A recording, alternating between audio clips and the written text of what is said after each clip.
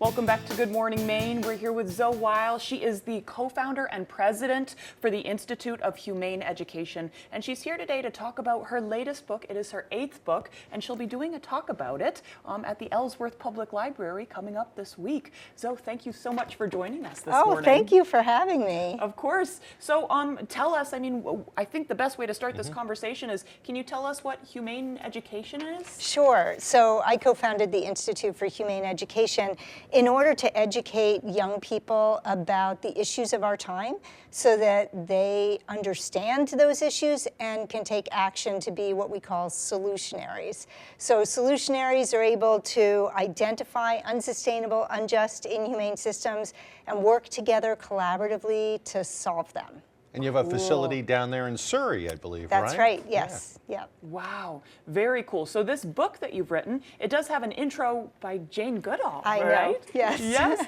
So how does that connect with this conversation that you're having? So Jane Goodall and I actually do very similar work. So she was studying chimpanzees for the first half of her career, and she's been a humane educator for the second half of her career. Yeah.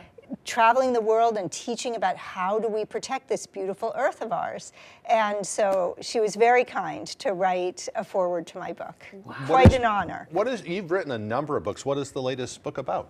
So I just mentioned that we want to educate young people to be solutionaries. So this book is for anybody who wants to be a solutionary, who wants to make a difference in their community, in their state, in their country, in the world. And so it offers a process for how you go about doing that, how you cultivate a solutionary disposition, a solutionary mindset, and solutionary thinking. Because as we know, we tend to be very polarized these days. We don't tend to work across divides to solve problems together, and this book gives you a process for doing that. Give us some examples. What can we do just in our own ordinary lives to be better stewards, I guess?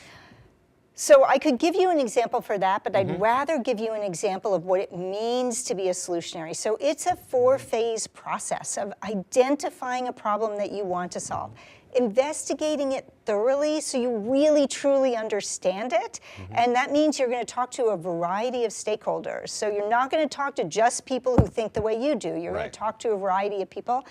And then you're going to innovate a solution, or you're going to look for solutions that have happened elsewhere and you're going to apply them in your context.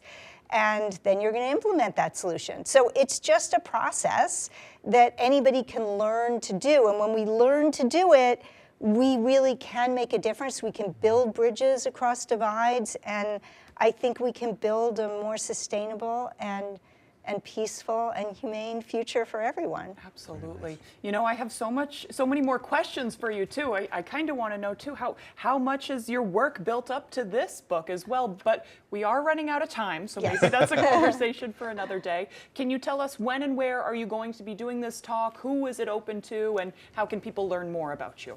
So I'm going to be talking about the solutionary way on Wednesday at 6 p.m. at the Ellsworth Library. It's open to everybody. Awesome. People can also go to our website, humaneeducation.org, and they can learn about what we do. And we actually are doing a lot in Maine right now. We're training hundreds of teachers to bring this framework to Maine students in every county in the state. That's exciting. Yeah.